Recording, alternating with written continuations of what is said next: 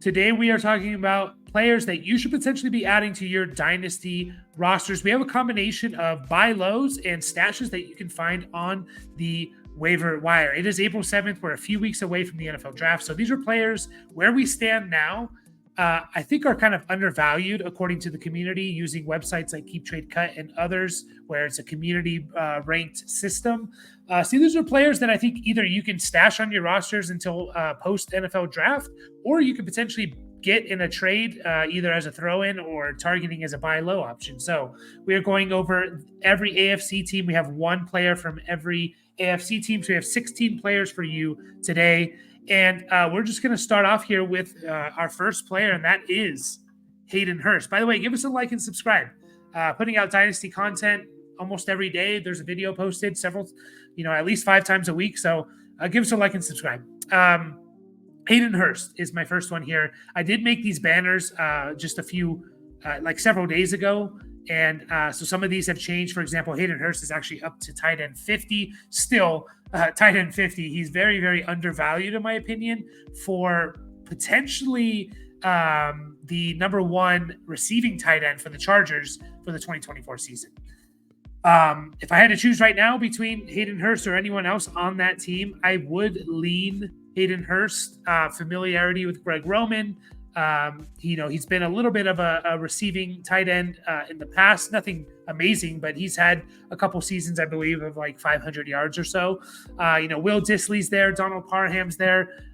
Still think Hayden Hurst, if they go into the season with this tight end room, will be the team's number one receiving tight end. And, potentially, we're talking about potentially like the third most targeted player on the offense. Now, Chargers, again, this is pre-draft. They're going to probably draft someone, in my opinion, either in the first or second round. If it's Brock Bowers, then this goes out the window for Hayden Hurst. If it's a receiver, I still like Hayden Hurst. If you look at Greg Roman offenses, I believe we have 10 years of examples of evidence of Greg Roman offenses. And their tight ends in a Greg Roman offense average 91 targets, 60 catches, 728 yards, and 6 touchdowns. Now, I know a lot of you will say, well, that was Vernon Davis and Mark Andrews, like 2 of the better tight ends over the last decade or so. And that's true. Hayden Hurst is not on that level, but it does include a couple years of a Buffalo where it was Charles Clay. And he was still putting up 500-600 yards and the number 2 target getter. So Greg Roman uses tight ends in his offense. You could potentially be getting, again, a start-worthy tight end, a guy who can give you 500, 600. Next up on the list, we have Jakobi Meyers for your Las Vegas Raiders. I just think Jakobi Meyers has kind of been underrated for a while. If you go back a couple years ago, to 2021, Jakobi Meyers, when he was on the Patriots, he finished as a top 36 receiver for the Patriots. 2022, he finished as a top 30 receiver, and he actually averaged more points than he averaged 10.5 half PPR points. That was more than guys like Michael Pittman, Christian Watson, Garrett Wilson, Marquise Brown, DJ Moore. So he's just been better than I think we realized. And even last year, he was wide receiver 24. He averaged 11.4 half PPR points per game. You see here, Keep Trade Cut has him as the wide receiver 57. Just double checking if that he's up to 55 now. But that's still really good value. Like potentially buying him buy low. I'm pretty confident that even if they go into the season, which is Gardner Minshew. I think Gardner Minshew is going to be the quarterback for the Raiders in 2024. I still like Jakobi Meyers as like a wide receiver 3 or flex option, and he's just not valued that way for whatever reason. So I think he's a sneaky buy low if you need to fill out your bench a little bit, potentially get a spot starter or a flex player. I think Jakobi Meyers is gonna be that type of player. So. He's a buy low for me. Next up, we have Marvin Mims from the Denver Broncos, who's actually down to wide receiver 59. Marvin Mims, second round pick last year. He flashed at times last year. It was kind of like, man, I hope they get him the ball a little bit more. He's explosive with the ball in his hands. He had a couple weeks week 2 and week 3 where he got over 15, 20, and he had 20.3 and 16.6 points per game. And then he really did nothing the rest of the year. He actually had 3 games of negative points. I don't know if I've ever seen that before. He had some fumble issues and things like that. But the way I look at Marvin Mims is, and kind of how I looked at it last year was that the Broncos didn't have a first-round pick. They chose Marvin Mims as their they traded up and grabbed Marvin Mims. That was their first pick in last year's draft. And remember, this was a time when they had Tim Patrick, Jerry Jeudy, Cortland Sutton, KJ Hamler. They seemingly had a decent wide receiver room. Now, it didn't turn out that way, but this was before we knew injuries and things like that. So I still have hope for Marvin Mims. Second-year player. Maybe Sean Payton trusts him a little bit more. We'll see who their quarterback is. That is going to be a concern. But Jerry Jeudy's not on this team. KJ Hamler's not on this team. Marvin Mims has the opportunity to be the wide receiver too, and he could just be really good. He could be very explosive. Denver, they don't have a second-round pick.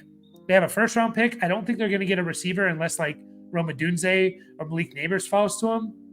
Maybe they get a tight end. That's possible if Brock Bowers is there. I think there's a decent chance they pick a quarterback there, and then they don't have a pick to the 3rd round. So, a 3rd-round rookie receiver, is he going to come in and just be a stud? Maybe, but less likely than, obviously, a first-round pick. So Marvin Mims is mine for the Broncos. And then we have the Chiefs. Deneric Prince is just the guy that I've been talking about potentially stashing. Chiefs are a little bit hard. There's not a whole lot of good options to stash or buy low on because – they're on the Chiefs. They're always a little inflated.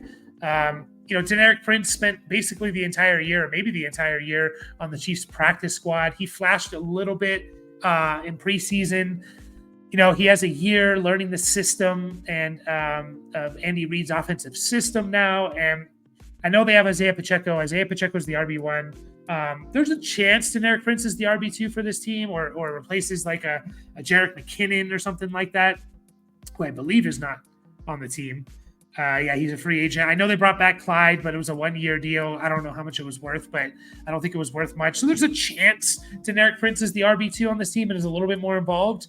And any RB2, honestly, any RB3 really, but any RB2, especially on the Chiefs, is going to be pretty valuable. So Deneric Prince is my stash for the Chiefs that you can potentially find on the waiver wire. Moving into the AFC North, I have Charlie Jones here currently as the, in the 100s, wide receiver 118. Another guy you can potentially find on the waiver wire. Maybe someone has him on their taxi squad. I think that Charlie Jones, where we sit right now with the Bengals, Charlie Jones is their replacement for Tyler Boyd. That's in my opinion who it is. They have Jamar Chase, T. Higgins, Trenton Irwin. Now Trenton Irwin plays on the outside generally, comes in and plays on the outside or fills in for a player like T. Higgins if T. Higgins is hurt. I don't think Trenton Irwin, even though he's listed as the wide receiver 3 for the team, I don't think he's really gonna. He plays in the slot a bit too, but I don't think he's gonna replace Tyler Boyd really. I do think it's going to be Charlie Jones. Again. Tyler Boyd, look at his production, what he's done over the last several years, 60 catches, 700-ish yards. And if T. Higgins or Jamar Chase get hurt, then there's a little bit more volume that goes towards him. So he's more of a depth bench piece than anything. But again, you could potentially be finding the wide receiver 3 for the Bengals out on there on waiver wires, and I'll do that. I'll take a chance on that. Next up, we have Malik Cunningham, currently on the Baltimore Ravens. Again, Ravens were kind of a tough team to find like a good stash. I was thinking about Rashad Bateman. Not that I think Rashad Bateman's going to suddenly turn things around after 3 years now, former first-round pick. But, he's just so cheap right now. Like you can get him in as a throw-in and maybe he flashes in year 4. But Malik Cunningham is kind of who I went with. He is currently listed as the QB3 for the Ravens. I think there's a really good chance that he actually is the QB2. Obviously, it's Lamar. Josh Johnson's there, who amazing that he's still on on a team. I think he signed about a month ago with the Ravens, potentially as their backup. But, he's also 37 years old and stuff. Malik Cunningham, this is the team that you want him to be on, right? He was drafted by the Patriots. They cut him. They were kind of trying to get creative with him, use him as like a gadget player, and maybe he still develops a little bit into a gadget player, a hybrid tight end, running back, quarterback, wide receiver, a Hayden Hill. Like, there's also a chance that he, just becomes the QB2. That the Ravens are good at developing these players. Obviously, they have the right system in place with a system that relies a little bit on the quarterback running the ball. So if something were to happen to Lamar and Malik Cunningham is the backup quarterback, you're looking at, even if he doesn't pass for that many yards, you're looking at a guy that can run for 100 yards like Lamar. So just keep an eye on him. If he does become that QB2, then I think he should be rostered in every Superflex league. And we are talking about Superflex. Moving right along, we have Deontay. I never knew how to pronounce it. Dante or Deontay Foreman. I always say Deontay Foreman. But we have Deontay Foreman here, who signed with the Browns. And, we know what Deontay Foreman is and what he has been for the Tennessee Titans. And when Derrick Henry got hurt, Deontay Foreman came in, and he was really good. He was very valuable for fantasy football. He did the same thing in 2022 with the Panthers. Once they traded Christian McCaffrey, he came in and he was pretty awesome. So, and then last year with the Bears, what did Deontay Foreman do? He came in when Khalil Herbert was hurt, and he was pretty awesome. So looking at 2021, it looks like he had about 6 weeks from 12 to 18 where he Deontay Foreman kind of took over for Derrick Henry, and Deontay Foreman was the RB15, which is obviously really good for your fantasy team. And look where he's listed. He's the RB69 right now. Nice. RB69. Yeah. We could be getting a guy that Nick Chubb, coming off a major knee injury, might not be ready for the beginning of the season. And if he's not, you're going to get some value in Deontay Foreman, because even though Jerome Ford's there, they're still going to use 2 running backs. They did it with Kareem Hunt and Jerome Ford, and they're going to do it Deontay Foreman and Jerome Ford. And I think Deontay Foreman just could be a better runner than Jerome Ford. There's a good chance that he's just a better runner. Like, I don't think that's crazy to say. You look at when he took over for the Panthers, Deontay Foreman, after Christian McCaffrey was traded, he averaged 11.3 half PPR points and was the RB19, right? Deontay Foreman last year, when he took over for Khalil Herbert, had a couple good games. So I just think there's a really good opportunity here. No one really values Deontay Foreman, as you can see, almost in the RB70s. There's a really good chance that Deontay Foreman is like RB24 this year, and I wouldn't be shocked, especially if Nick Chubb is not completely healthy. And last up for the AFC North, we have the Steelers, and we have Darnell Washington. Man, this guy is just like a freak athlete. He's kind of like an offensive tackle that plays tight end. I think they're still going to use him as a tight end. I think that's still the plan. I don't think they're going to transition him over to tackle. So my point here is he's like extremely, extremely talented. I think he offers a little bit more than Freiermuth in terms of like what he can do with his versatility in the blocking game. Now, he's not like this amazing, 1,000-yard tight end receiver, but or receiving yards, but there's a chance that with Arthur Smith coming in, that he kind of fits a little bit more of Arthur Smith's system, where like he's going to want to run the ball a lot, and you can be a little bit more versatile with Darnell Washington. He's currently tight end 36. I believe he was a third round pick, if I remember correctly. So he was a pretty high draft pick. There's just a chance that he just fits Arthur Smith's system a little bit more. We saw what Arthur Smith did with Jonnu Smith not only in Atlanta last year over Kyle Pitts, but also with the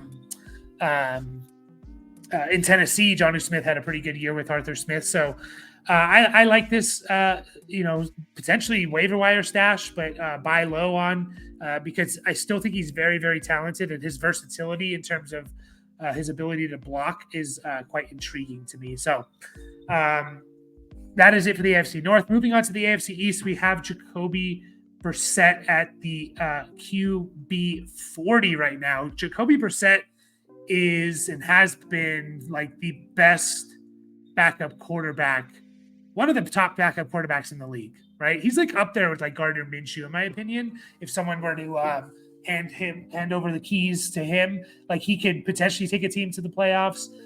He could just steady the ship. You have to have a good team around him, of course, but we saw what he did with Cleveland in 2022 before Deshaun Watson came back. We saw like a few games where he came in for Sam Howell and just like looked better than Sam Howell. Jacoby Brissett is on the Patriots. There's a chance that the Patriots don't take a quarterback. I don't think it's likely.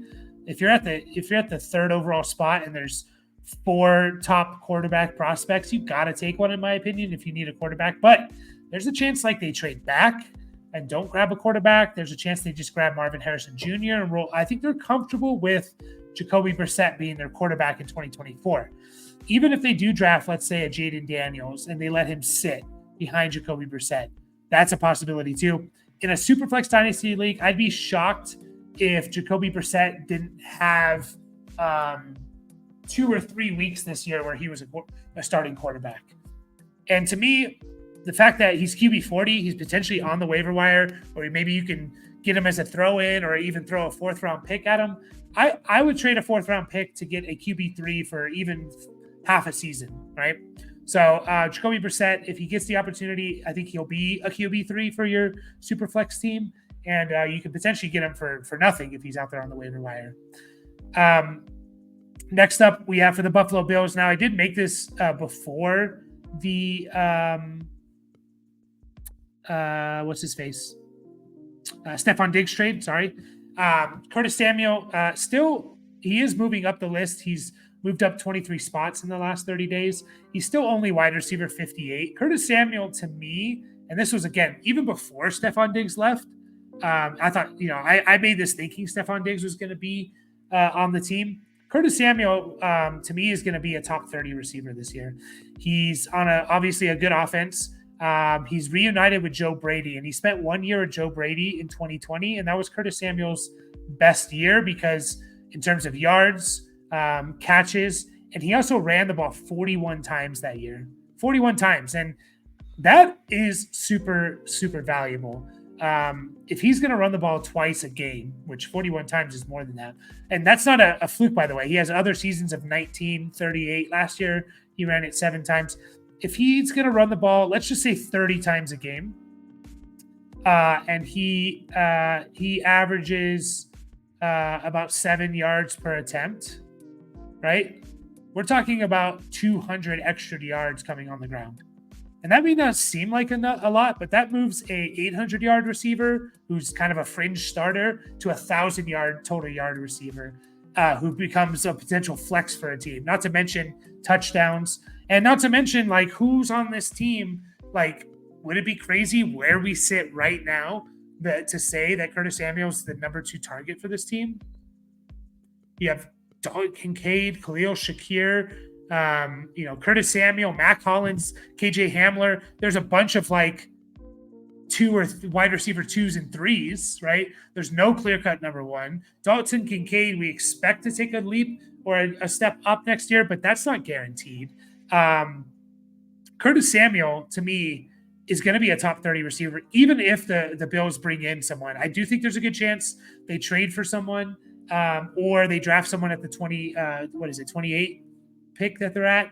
But even then, again, I made this thinking Stephon Diggs was on this team because Curtis Samuel is going to get, in my opinion, 30 carries a game. Yeah, they may use him around the goal line. He's kind of shown in the past he can be a touchdown guy. He has 2 seasons of 7 touchdowns and 3 more of 5 touchdowns. So Curtis Samuel to me is a guy that I want to scoop up and to fill out my bench or be a spot starter in my dynasty leagues. Julian Hill for the Miami Dolphins. He's not even listed on Keep Trade Cut. Now, I've been on Julian Hill stash since like early January. Now, obviously, they signed Jonnu Smith. Durham Smythe is still on the team. What did they give to Jonnu Smith? They gave him 2 years, $8 million. So obviously he's going to be on the team, but they're not super heavily invested in Jonnu Smith, who, by the way, is a stash in his own right, in my opinion. I don't know where he's listed, tight end 28. But Julian Hill is a super, super athletic tight end. He was an undrafted free agent. He made the team. He was on the Dolphins all year last year. He's from Campbell, a very small school. So we knew he wasn't going to do anything in 2023 as a rookie. Miami's system is super complex for tight ends. They need to do a lot in terms of the blocking and things like that. But, man, he is a receiving tight end. He's athletic. He's 6'4", 251, super athletic, was a receiving tight end in at Campbell University. Sorry, I was just trying to see if I can find his 40-yard time, but I can't find it. But anyways, there's a chance that he is the tight end one for this team if he's just like, if he is that talented. He can block, by the way, and I think Miami wants a third option for the team, and they just haven't found one consistently. It's all Tyreek Hill and Jalen Waddle. I do think they want a consistent third option. I think Julian Hill, or the tight end position in general, could give that to him. Last up, nope, that is it for the we got the Jets. Jeremy Ruckert for the Jets, another tight end 51. Jeremy Ruckert, if you don't know, was a third-round pick in 2021. Hasn't done anything, but was a third-round pick, 101st overall, so he was almost a top 100 pick. He was kind of looked upon as he went to Ohio State, and he was a solid, especially his last year. Like, Ohio State didn't use a whole lot of tight ends in their offense, but he's a solid option at the tight end position in college. I think he profiles as a receiving tight end, and again, he hasn't done anything. He's probably out there on the waiver wire, but who's the tight end for this team? Tyler Conklin, right? Tyler Conklin's fine, and if I had to choose one of them, even money, who's going to be the starter, I would choose Tyler Conklin, but Jeremy Ruckert, to me, could take over as the tight end one. There's a chance. He's a guy that I'm going to stash until camp battles and stuff like that, and maybe I get the tight end one for the Jets, and I'll take that. That's probably going to be 500-ish yards or so. So just a tight end stash there. 4 more players for you. Starting off with the Colts, we have Josh Downs. Josh Downs, wide receiver 46. I feel like people are a little bit low on him. Obviously, he's on people's rosters. If you can get him for wide receiver, now 47 value, which is essentially like a 2025 second, I would think about doing it. I like Josh Downs. Now, what's his ceiling? I don't know exactly, especially in an offense that I don't know how much they're going to throw, but Josh Downs' stats, very small sample size, but Josh Downs' stats with Anthony Richardson, which was essentially 2.5 games. He played 2 full games, and then he played 2 games with like 35% of the snaps. So basically 2.5 games is what we're talking about. 15 targets, 13 catches, 126 yards. You stat that out over a 17-game season, which again, I know, small sample size, but that comes out to 102 targets, 88 catches, 850 yards. And he kind of was inefficient with his yardage. I think he could be a little bit more efficient. So I don't know. There's a chance that the Colts don't bring in another weapon for this team. Maybe they do, maybe they don't. And Josh Downs just continues to be the wide receiver 2 or the second option for this team, and he could just be a nice little PPR play. So I think people are a little bit down on him just because he kind of disappointed a bit, and I kind of like Josh Downs. Brevin Jordan, I originally had Noah Brown on this, and then I had to change it with the Diggs trade. But Brevin Jordan, this was tough for the Texans because, there's maybe you could say Damian Pierce. There's no other receiver you want. Brevin Jordan, I kind of liked as a stash before the Dalton Schultz signing. Obviously, they signed Dalton Schultz, but this is just getting a piece of getting a piece of the Houston Texans offense if something happens to Dalton Schultz. Even with Diggs, Nico Collins, Tank Dell, to me, in my opinion, there's kind of a tight end bucket of receptions that no matter how many stud receivers you have, the tight ends are always going to get a certain amount, a certain percentage, sometimes higher, sometimes lower, but they're always going to get right around this many catches. So I want a piece of this offense. And, Brevin Jordan, if something happens to Schultz, I think he could be pretty good. We saw him take a 80-yard catch to the house in the playoff game. Not a lot of tight ends can do that. So 2 more guys for you here. Treylon Burks, former first-round pick in the 2022 draft, has been a absolute disappointment. We kind of have a running joke here where it's just like Treylon Burks, you get the sleeper updates throughout the week when practice reports come in. Treylon Burks goes from healthy to questionable. Treylon Burks, healthy to questionable. He's just always hurt and has not done anything. I still think, now I'm not saying it's likely he breaks out, because generally players who don't do anything their first 2 years don't break out, right? Or don't turn into anything. Nico Collins is an exception. Devontae Adams is an exception, but there's a lot less exceptions than there are, examples of not breaking out. And I guess my point here is, like, he's so cheap right now, literally wide receiver 74, and maybe that's even changed. Okay, he's up to wide receiver 73. But anyways, wide receiver 74. They're basically saying you can trade a 3rd-round pick in this year's draft for him. And I would think about doing that, a mid-3rd round pick, just to take the chance. It's already a dart throw, 3rd round picks. Why not get a former 1st round pick that had some promise? I know Hopkins and Ridley are there. Hopkins is a little bit older. You got Brian Callahan coming in, and they passed the ball a lot. Not a lot, but they passed the ball a decent amount in Cincinnati when he was the offensive coordinator. There were 3 relevant receivers in Cincinnati when he was the offensive coordinator. So don't mind buying super low on Treylon Burks now.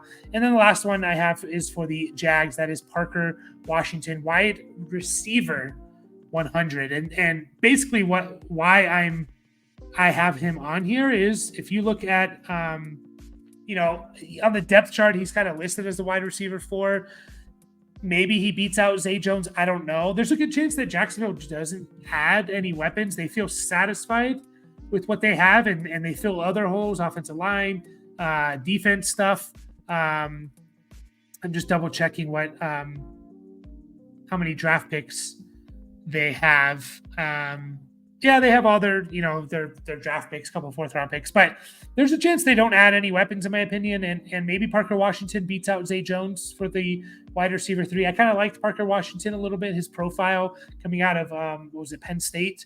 Gabe Davis is there. He's going to do it. There's no clear cut. I mean, Christian Kirk's the number 1. Gabe Davis does what he does. Zay Jones does what he does. But it's a very, up in the air kind of receiver room, in my opinion. So, and there's a good chance they feel comfortable with, ETN, Christian Kirk, Gabe Davis, Zay Jones, Evan Ingram, and those guys. So Parker Washington, potential stash, see what happens after the draft. There you have it, guys. 16 players for you. Stashes and buy lows. We'll be back with the NFC edition soon. As always, like and subscribe, and we'll catch you all